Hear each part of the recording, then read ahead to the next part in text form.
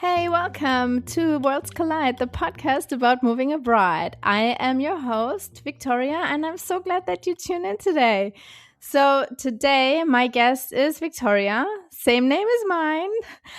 But before I let her talk and ask her all these wonderful questions, I wanted to let you know that there are a few ways how you can support the podcast.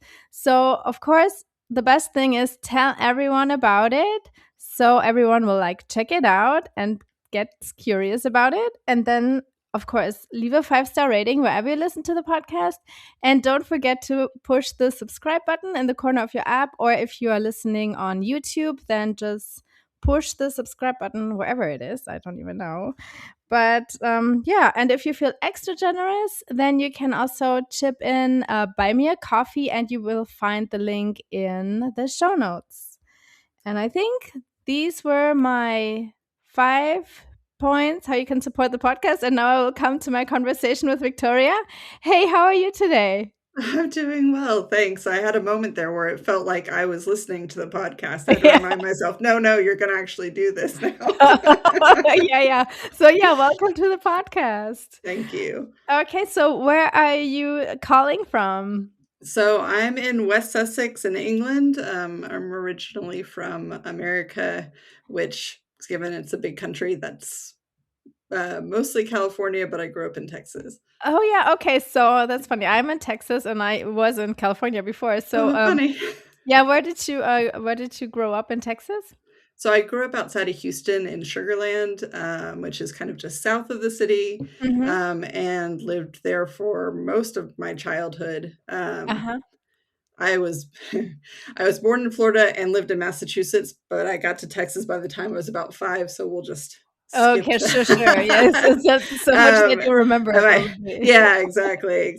My parents moved around a good bit for work when I was little, so we kind of hopped a good bit. And then I lived in California, in Southern California, in Orange County, which was where I was until we moved here to the UK. Okay, so why did you want to move to the UK?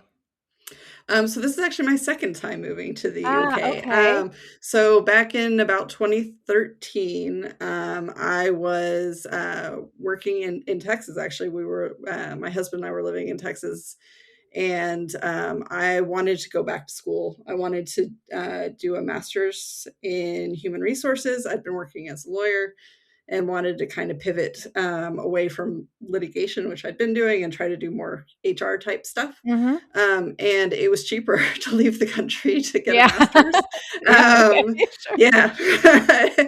Plus, it was only a 1-year program, which most of them in the US are 2 years. And I didn't want to be out of work for so long because I'd already been a working professional at that point. Okay, but for many classes that you take in the US, they don't, or abroad, they don't count in a different country, but that was not a problem in that case. It wasn't, because I wasn't trying to use it for a specific credential or to continue education in the US. It was more of just to show some knowledge and expertise in a new area. So sure. I was able to skirt it a little bit that way. Okay, makes sense. Yes. Yeah. So that was the first time that I moved over here, and we lived here for a year. And at the end of that year, the UK immigration system just was not looking super promising to let us stay. It didn't look like I was going to be able to transfer to a visa that would let me stay. And we decided, okay, well, we'll move back to the States. So we moved back to California. We were there for about 7 years. Really loved it in a lot of ways. My husband was working in video game industry and had kind of his dream job. I started working for Disney, which was a bit of my dream job. And then COVID hit, and we both stayed working, but we, unlike a lot of people, I think, wound up working kind of insanely at that point. The work that I was doing required me to be really on. So I was working for Disneyland and working with their labor negotiations. at a time when the park was closed and no one could work. So Yeah. there was a lot to negotiate at that time. So I was working, working, working. My husband was in the video game industry, which exploded during COVID. Right. Yes. So he was working, working, working, and our daughter couldn't go to school, so she was at home all the time Oh while we are both working, no. working, working.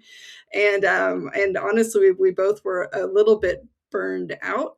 Mm-hmm. And I started thinking about living outside the US again. And a lot of it was Okay. inspired by that experience of not just being in kind of the American work system, but being at this kind of really pivotal moment for in our individual careers of just being Sure. burned out. And and yeah, so started looking. My husband works in IT, which is, there's a lot of skilled work Sure. positions kind of all over the world for that. Mm-hmm. So we focused on his career as the point for moving. Mm-hmm. And he got a job offer that looked great in Berlin, actually. Oh, So okay. we were going down the road towards moving to Germany, Mm-hmm. and he started to just get not a great feel for the company that had given the Oh, I offer. see. And we wound up backing out of that, which was really Mm-hmm. sad. But And within a like, couple of, oh, go ahead. but were you already like all set up for like mentally, like, hey, we're packing our bags? Yes, I was Yes. mentally really ready. I'd already picked out a school for our daughter, like, Okay. very All right. excited about it. Um, and so a few months after he said no to that, he actually got a job offer from a company in England, and that's how we Okay. moved back here. So I know it's a long story for how we got to the UK. But yeah, so the second time moving here, we've been here since 2021. My Uh-huh. daughter was 11 when we moved over. She's been in state school here in the UK since then. She's doing her GCSEs this year, which is insane and something we could talk about too. But yeah, we've been back since then. Okay. So were you totally fine with moving back to a place where you've been before, or were you more like, it's okay, but maybe something new would be nice too? I was excited at the idea of going somewhere new, Mm-hmm. and also just given that I was having a bit of a reaction to, American work experience, I was really the appeal of a European work environment was much higher for me, and the Yes, UK is that, but not as much of that as it would be in the EU, for instance. I Uh, see. so at the same time, really loved it here when we'd lived here before, and so there was a part of that of familiarity, and Yeah, obviously my husband and I are both primarily English speakers, and sure. so That makes it it a lot did kind of easier. stay yeah, it was easier to do, Mm-hmm. so, yeah. And where are you? Were you in Sussex before? No, so well, not too far. We were in, Kingston upon Thames, which is just west of London, and now we are near Crawley, which is or Gatwick Airport area, which is just south of London, so we just Okay, so kind of it's still the same pivoted. area.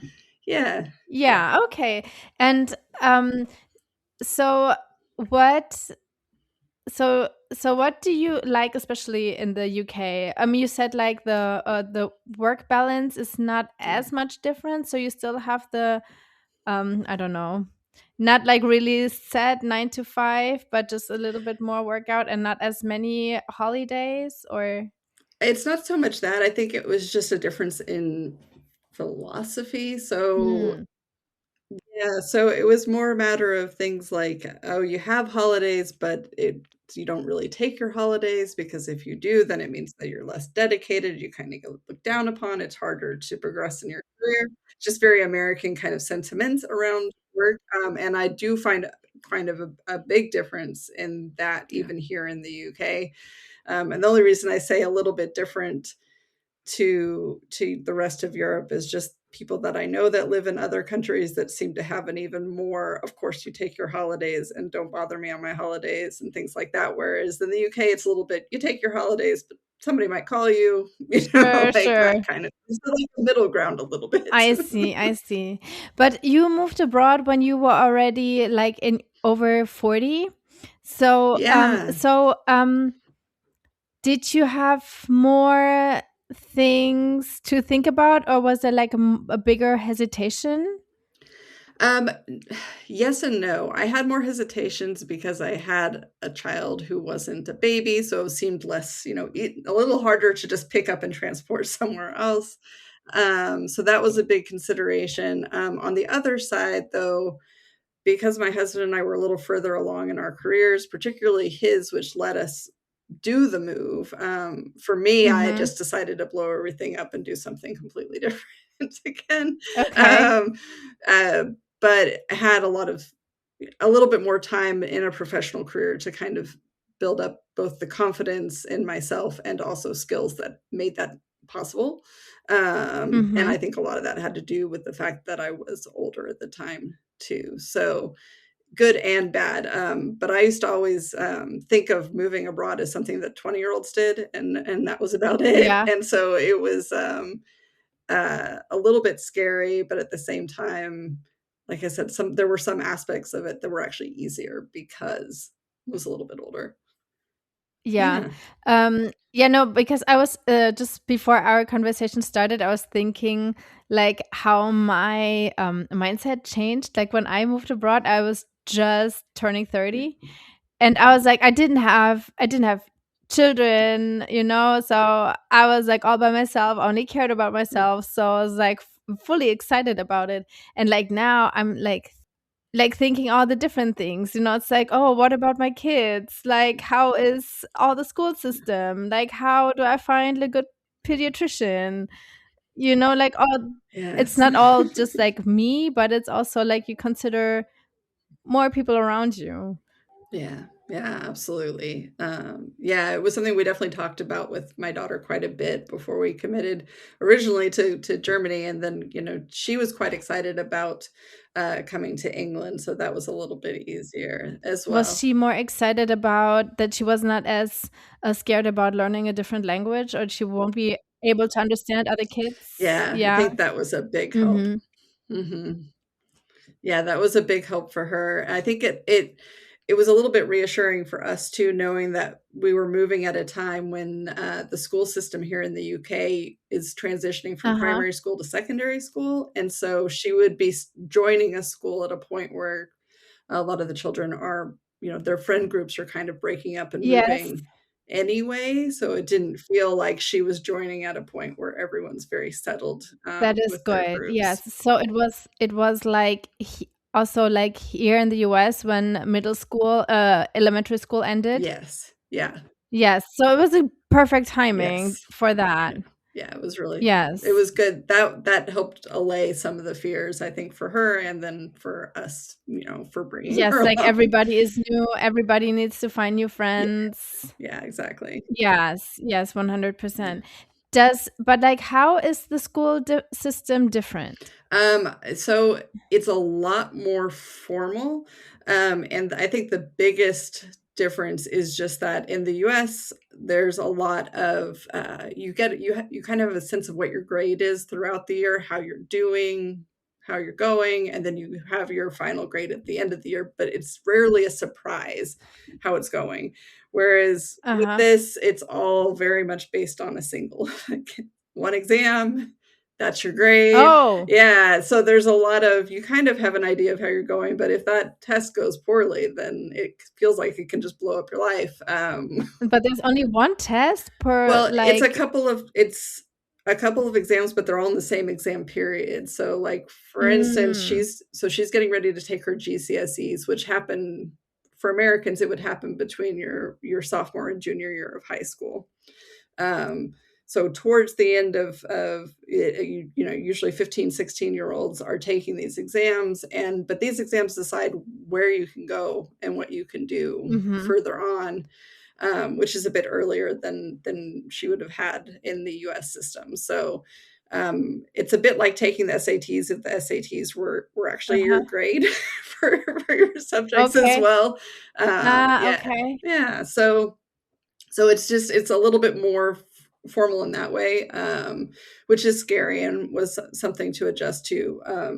On the other side of it, one thing that I really really like here is that there has been a lot more kind of individual responsibility and just trust that the child will do what they need to do. I feel like they're given more responsibility at Mhm. from kind of age 11 of knowing where they need to go, what they need to bring. It's just very much of like, you can do it, let's do it, which in some ways is nice because it just feels a little bit more like the child feels a sense of control over their own Mhm. responsibilities and not having somebody constantly tell them where to go and what to do. Right. Yeah. And what about the curriculum?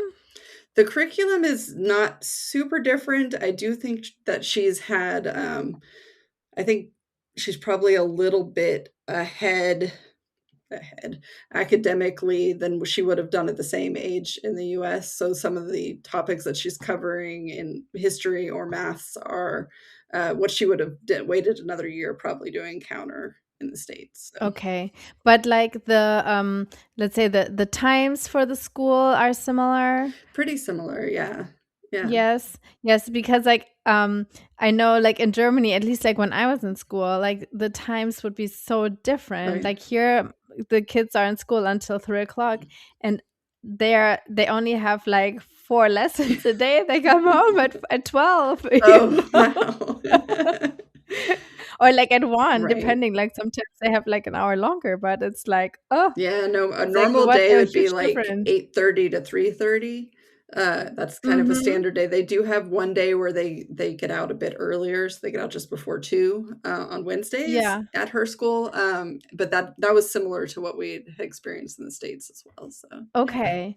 Yes. And what did your daughter think of wearing school uniform? At first she kind of liked it, I think because she kind of thought it was cute and novel, and that very quickly wore off to Oh, really? just Yes. hates it. She's so excited because when she finishes this year and goes to her next school, she won't have to wear a uniform anymore. So she's counting down Okay, the days. sure. Yeah, you can express more like your Exactly. identity. Yeah. Well, I Yeah, think it's yeah, also just the 100. difference between an 11-year-old and a 15-year-old and having kind of a more defined sense of self and personality that you want to express. Right. So now she's very ready to express herself a lot more. Yeah. Right, right. And so, what about you? So you were a lawyer before, and Mhm. you just said like you decided to like quit that completely. So, Yeah. so what did you do then in the UK? So when we first moved over, I pretty quickly transitioned to writing. So what I do now is I write mostly for law firms and for legal tech companies. But kind of took the knowledge that I have of legal practice. Ironically, most of my clients are in the US, so I still work with Americans all the time. Uh-huh, sure. But talking about US law in a context that's kind of sharing it with an audience for the purpose of usually marketing the law firm or marketing legal tech to law firms, that kind of thing.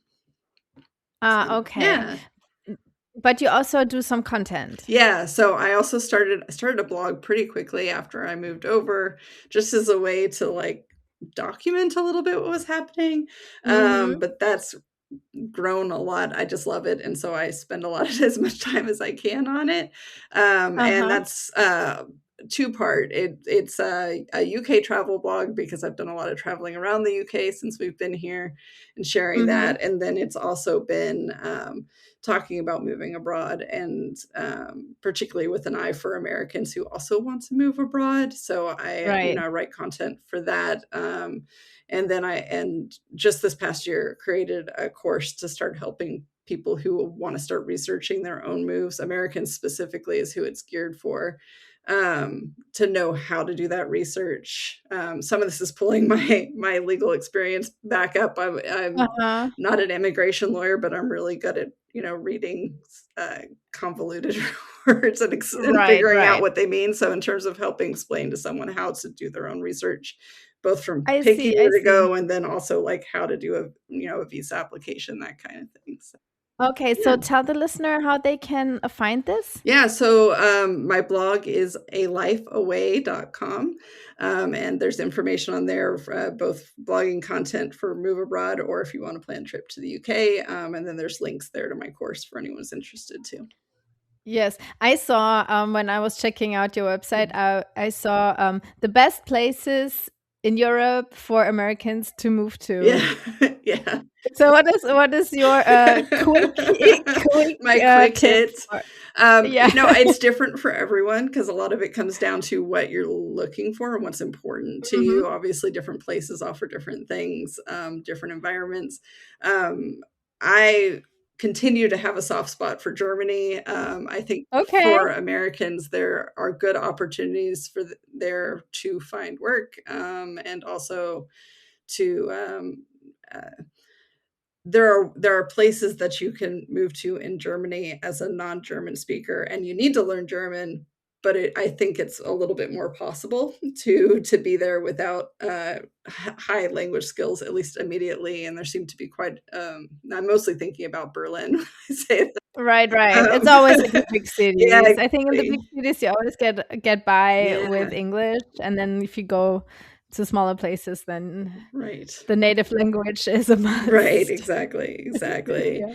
And then for people who are looking for something a little bit more laid back, then we have friends in Lisbon, and I've helped a few people move to Portugal. And I think that's another Okay. one there's good opportunities for Americans who want to move abroad to find routes there. And there's also a pretty large community of Americans who have moved abroad living there if you're in the big cities. So it's an opportunity to keep some of that warmer climate Yeah. and slightly more laid back atmosphere than you'd find in Germany. So Yeah, yeah, yeah, for sure. It's not always sunshine there. right. Uh, um, so, let me um, just need to think quick. Yeah. Um, and for you, where did did you think like there were like a lot of cultural differences in England that you had to get used to, or was it like a quick adjustment? I think a lot of it are smaller things that kind of continue to come up. The attitudes towards life in the UK are very different from America, just in the sense of this. It's such a cliche, but the like pessimism in the UK, it's a real thing. And being a peppy Yeah. American, it kind of takes some practice of like toning that down a little bit. Okay, okay, sure. So that's one thing. I really like one of the things I really like about living here is the walking culture. So in the US, there's a lot of private property that kind of interferes with your ability to walk a lot. And here Sure, you don't have a sidewalk. yeah, exactly, exactly. Yeah. So having a more walkable lifestyle, and I live not too far from some open field kind of countryside, and there's always walking Mhm. paths that you can get out and explore to a much greater degree than I had ever experienced in the U.S., which is something that I really like here. So. Mhm. But is it really as rainy as they say? It is and it isn't. I always, if I'm speaking to someone from the US and they say that, oh, I'd love to live in England, but they also tell me they wouldn't live somewhere like Portland. And I say they probably shouldn't move here. Uh, Yeah, okay. Yeah. so it's very similar. In fact, my parents, they moved up to Washington State, and I joke that we're in the same climate. They have the Yeah. same weather that I have. They have the same flowers that we have at the same Oh, yeah? schedule. It's very strange. So Oh, okay. to be in very different parts of the world, but so similar. So yeah, the rain can be something. Although the rain doesn't bother me so much, it's the getting used to being at a more northern latitude, so that in the winter time the sun setting as early as it does here. Mhm. After having lived in southern parts of the U.S. where it Sure, stays yes. up a little later, and that was more of an adjustment. But then also in summer, it's super nice In because the summer, it's daylight is beautiful. up for such a Mhm. long time. Yeah, yeah, absolutely love summer in England is one of my favorites. So, Okay. yeah. Alright, but also because it is less rainy. Yes, it is less rainy in the summertime. That's not a guarantee that you won't show up Uh-huh, here for okay. a holiday in June and not get Yeah. rained on, but it is a lot sunnier as well. Yeah. Okay. And how do people like how do the English people how do they usually react when they know that you're from America? Um, most people are just kind of curious, although there's quite a few Americans, I think, in the UK in general, so I don't think I'm as much of an oddity. I I see. will say we had a kind of a different experience this time moving over than we did the first time, just in that we still live about the same distance outside of London as we did before, but where we're living now, um, it's a little bit further out. There's fewer people who are commuting into London every day for it, and we've also just uh, found that there's fewer Americans around. There's fewer Uh-huh. there's fewer non-English people where we are, which it was Okay. a little bit more shocking only because we hadn't really experienced that. Right. And it's not that people are unwelcoming, but there is more of a sense of we meet a lot more people that were like born here, live here, will die here. Their children will do the same. Like it's just Uh-huh, a uh-huh. different environment I from see. where we were before. So we're actually this summer going to move down to Brighton on the coast, which we're Okay. looking forward to a little bit because it's just a bigger, more city environment. And there's just seems to be not just more people from elsewhere there, but just even throughout the UK, there seem to be more people who kind of gravitate there for various reasons, but who didn't necessarily like grow up there, which is I nice see. as an Mhm. outsider myself to be around other people who aren't, you know, Yeah. born, lived in the same Yeah. place. Yes. And so, how did you then make friends? Because Yeah, like, especially so especially it's hard when you're not going to like a work environment every right. day. Yeah. Right. It has been a challenge, and I think that's been probably the hardest thing to deal with for me. My husband's had a much easier time because he's working with people locally. He's gotten to Mhm. make a lot more friends through work. I was working as an editor for full time for a little bit, and while I was doing that, I was mostly working with Americans, and that's nice and all, but they don't live here, so they Yeah, weren't, yeah, sure. developing friendships. I've met some people through things like my daughter's school, and then I had a good friend from when we lived here the first time that I keep in touch with as well. So, um, people, sorry, there's a bunch of children running Yeah. around screaming outside. I can hear it. Yes, the the school is out now. Yeah, I was Uh-huh. gonna say no. It's 5 o'clock. They're probably out just having a good time, but um, but yeah, I don't think people are unfriendly, but I do think it would have been easier to make more friends if we'd moved somewhere that was a little bit more just more city, more So they are people. so they are not as they're not as open. Yes. And so it's not Yeah. so hard to make a conversation, and not so easy to make a conversation. Yeah, exactly. Exactly. Yeah. But if are they like I don't know. sh- I don't want to say like this American like, hey, you come over to my house and we're immediately like fast friends, or is it Yeah, more like it's just like a slow development? it's a slow burn. Uh-huh. British people, I think in general, are a slow burn. I think that's why I'm so attached to the friend that I made when Right. I first moved here. And I will say there's regional differences even within the UK. So my friend that I'm so attached to, she's originally from the Midlands. She is much more uh, just open and loud, and that's probably what attracted to me as an Uh-huh. American who first Yeah. moved here. But she kind of immediately adopted me as her friend, and that was great. And so I Yeah. think there's some difference. I do think that people who live in and around London are a lot more reserved, tend to take a lot longer to warm up, and that's been the experience here for sure. So Okay. the friends that I have made, it's taken a little bit longer of just kind of casual meetings and talking. That's why things like school, going to my daughter's school and things like that, or going to different community things. Like there's a market in the town near us that we would go to on Saturdays, and I made a friend who was one of the sellers. In the market, and that Yeah. really just happened because I just kept showing up and talking to her. So Yeah.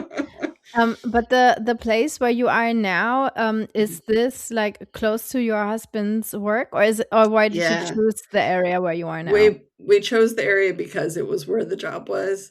Mhm. And it's like I said, it's fine, but it's not in London, and it's not in a big town, so it's a pretty small area. The studio was is probably one of the bigger employers in the area. I So see. yeah. I see. But I mean, I don't know. You already moved there around Brexit time? It was after Brexit when we came this time. This time Okay, we moved, it was after Brexit. I don't know, but did it change for you, like immigration wise, or I think it did. I think in some ways it was a I hate to say this because I hate to say anything complimentary about Brexit at all, but yeah. it probably made it slightly easier for us because companies were still looking for people, but hiring an American versus hiring someone from the EU was suddenly both were just as difficult. So it Ah, kind that's of what you mean. gave a bit more of a leg up, I think, for us than we would have had otherwise. So it was good for you as Americans, but it's not as good for people from Europe. Exactly. I see. Exactly. Okay. Exactly. And so are you still like on a work visa? We are. So we have, they keep changing the rules. So Oh, if the rules don't change this year, which is not a guarantee, then we will be eligible for indefinite leave to remain or permanent residency mhm. later this year, by the end of the year. But Okay. Is that something that you would want to? it is something that we want mostly just for the stability because as things stand currently, if my husband were to lose his job, then we would have to leave, Yeah. because that's, our tie to being here. So Yeah. being able to have something that says, well, we can stay whether you have a job or not is just takes that level Right. of stress Sure. off. Sure. You can easily find something else. Yeah, exactly. Yeah. Exactly. Yeah, no, 100%. And your daughter, do you think like she is still more American or is she more English now? She's funny. She still sounds very American. She sounds more American than her classmates, but she can flip and put on an accent and sound just like her classmates when she wants to, just at the drop Okay. of a hat, which I think really funny. And when I ask her, do you want to be back in America? Do you want to go back to America? She does not. I actually Uh-huh. think that I would be faster and move back to the States than she would at this point, Oh which is yeah. funny and not what I expected at all. Oh yeah. Yeah. Okay. And what about, so you just said like you would easily move back to the US. So do you have I mixed wouldn't feelings? easily I would more easily than my Ah, okay. daughter. I see. Okay. I do have I mean, I there are things that I miss about being in the States, mostly having to do with being closer to friends that Friends. I've had for Mhm. longer. My family, my parents are getting older, so my Mhm. husband and I talk about that a lot. Both sets of our parents are getting older, Yeah, and we worry about being far away from them. So that is in the back of our minds quite a bit. sure. Yeah. Yeah, I know, and you cannot just easily like move them to you. Exactly. In fact, I can't move them to me at all. There's no path to bring them to the UK. So the closest I could bring them would be to, somewhere in Europe, which is still not close enough Yeah, to be, no, just dropping in. no. But do you visit often then? We're going back this year. I think we've been back to the States about every other year since we Okay. moved. We Mhm. haven't gone back every year, mostly just because it's expensive. And Yeah. it's also difficult because we have family all across the country. And so it's a little Okay. bit of where do we go? Where do you pick? Um, Yes. exactly, exactly. So, but we've also had quite a few visits from family over here, which is Yeah. also nice. Yeah. But do you sometimes have then a bad conscience? Like, I Yes. wish you would go more often, or like my daughter is missing out on Yeah, the grandparents or other exactly. family. Exactly. Yeah. Yeah, we have, my brother who I'm pretty close to is in Texas, and I know that, and he has, kids who are the same age, just a little bit Mm, older than my daughter, and I miss having that opportunity for them to be closer together too. yeah. So yeah, that is probably the hardest part, is just there's nothing you can do about the fact that everyone's life continues when you're not there. Yeah. So, Yeah. All right. All right. So I guess we're coming to an end. So thank you so much for being a guest on my yeah, of podcast. course. It was Yeah, a it's been pleasure really meeting fun. you. You Yes. too. All right. Yeah, that was my wonderful conversation with Victoria. So definitely check out her blog. It's called A Life Away, and you will find it in the show notes as well. And yeah, find everything else in the show notes. If you want to be a guest on the podcast, contact me. It's there as well. And yeah, I think that was it. I hope you have a wonderful rest of your week and a nice weekend. Until then, bye. Hey there! If you've just moved abroad or you're dreaming about it, you know that food becomes more than just food. It's comfort, it's culture, and in my opinion, the best and most delicious way to connect to a place. My name is Katie, and I host a podcast called Tasty Trails Travel Pod, where I sit down with locals and fellow travelers to uncover stories behind iconic dishes, hidden food traditions, and the flavors that make each culture unique. So if you're building a life in a new country and want to feel a little more at home, come join me at Tasty Trails Travel Pod, wherever you get your podcasts. And make sure that you check out episode number 15, that is with Victoria. Can't wait to see you there. Bye.